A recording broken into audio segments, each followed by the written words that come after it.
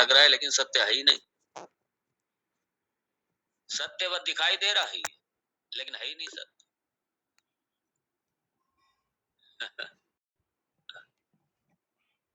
आप कुछ भी ले लीजिए, कोई वस्तु ले लीजिए आप, सारे नाम रूप में सिमट के रह जाती है बस। नाम रूपात्मक और कुछ है ही नहीं। सारे प्रपंच की, सारे जगत की यही स्थिति है। सारा नाम रूपात्मक हम जगत है ये सारे का सारा।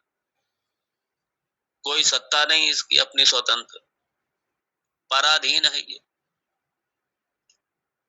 और इस पराधीन पर हम आश्रित होकर के सिवाय दुखी होने के और कुछ नहीं हो सकते। भगवान जी पहले कह दिया उन्होंने, भगवान ने पहले ही कह दिया 55वें श्लोक में कि ये भय शोक का कारण यही है कि इस पे हम आश्रित हो गए, इसमें हम सुख ढूंढ रहे हैं, इस पे हम आनंद ढूंढ रहे हैं, इस पे आश्रित हो गए।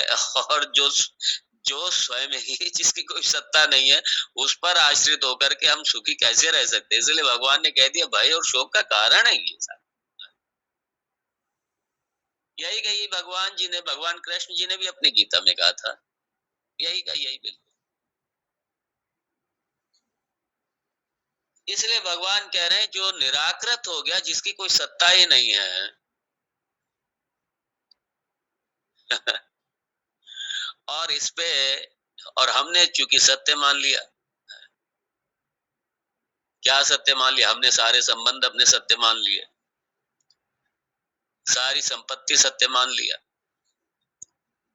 सारी दौलत अपने सत्य मान लिया, अपने इस काया को भी सत्य मान लिया, सब कुछ हमने सत्य मान लिया। और तो और इसी काया को ही मैंने मैं मान लिया, इसी काया के संबंधों को अपना मान लिया, जबकि है नहीं। ना वो मेरे हैं ना मैं उनका हूं, दोनों बातें। और फिर सारा जीवन इसी में लगे रहेंगे बस। हाय ये चला ना जाए, हाय वो ना चला जाए, हाय इसको ये ना हो जाए, हाय उसको वो ना हो जाए। और इसी उधेड़ बुन में लगे रह करके, चिंताओं में रह करके, क्लेशों में रह करके, दुख में रह करके, सारी समस्याओं में रह करके, और जो समस्याएं है ही नहीं उन्हीं को सुलझाने में जिंदगी भर लगे रहते हैं। समस्याओं का मूल अज्ञान है, वो अज्ञान की तरफ ध्यान नहीं जाएगा कभी भी। ये भी नहीं सोचेंगे कि समस्या का कोई आधार भी है या नहीं है, नहीं, उसी को सुलझाने में लगे रहे।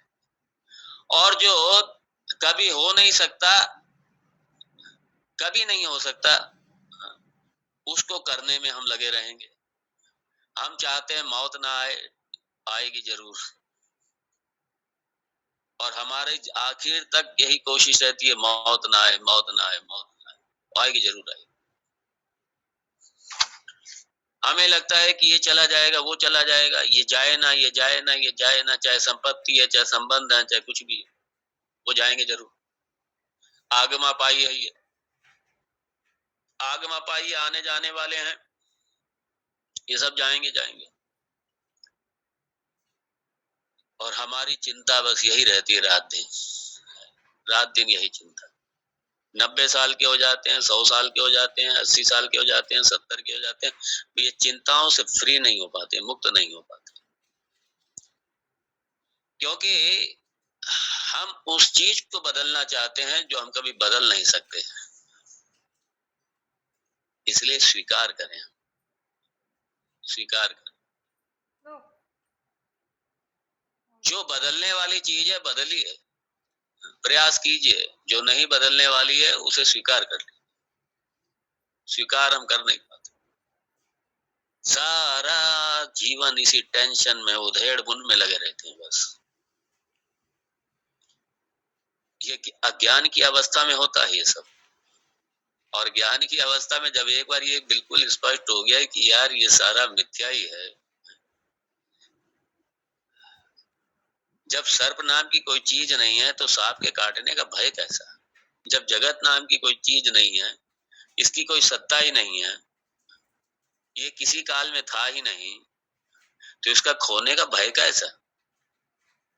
इसके जाने का भय कैसा?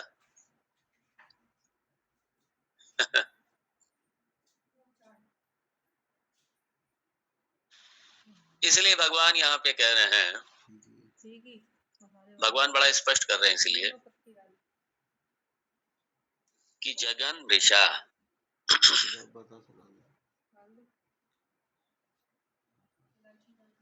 ये वही स्थिति है हमारी है?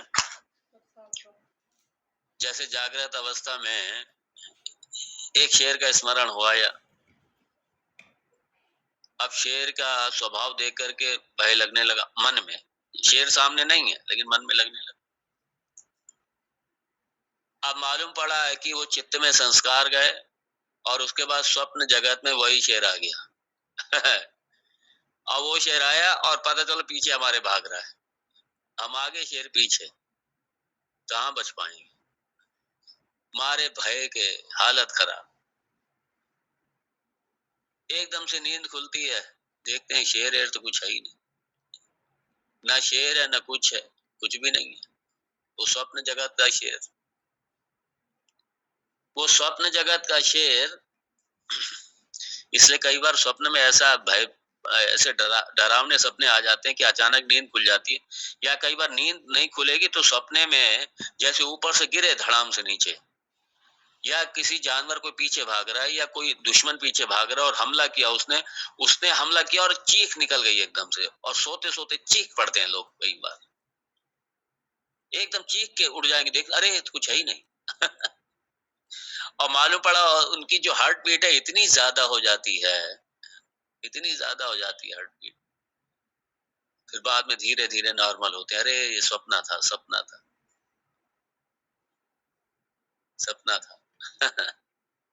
ये जगत भी इसी तरीके से, ये जगत भी इसी तरीके से। इससे इसमें भय तब तक है, शोक तब तक है, दुख तब तक है, समस्या तब तक है जब तक ये सत्यवत है। और जिस दिन ये मिथ्या हो गई, और जिस दिन अपनी काया भी मिथ्या ही हो गई, ये तन भी मिथ्या हो गया, और तन भी छूटने वाला सिर्फ एक आयतनम बचा, कुछ नहीं। जैसे मकान में रह रहे हैं उसी तरीके से इस तन रूपी मकान में रह रहे हैं बस। जैसे मकान छोड़ के जाते हैं, ये तन छोड़ के भी जाएंगे सब, ये तन छूटेगा, और मेरा कुछ नहीं होगा। क्यों? न जायते म्रियते वा कदाच, नायं भूत्वा भविता वा न भूयः, अजो नित्य शाश्वतोऽयं पुराणः, न हन्यते हन्यमाने शरीरे।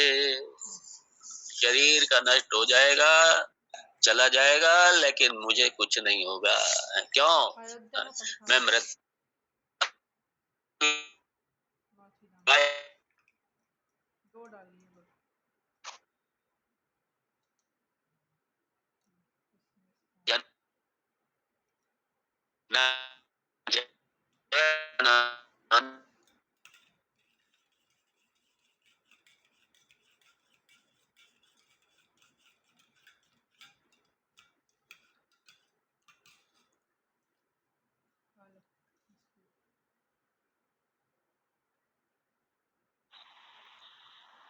मंगल भवन अमंगल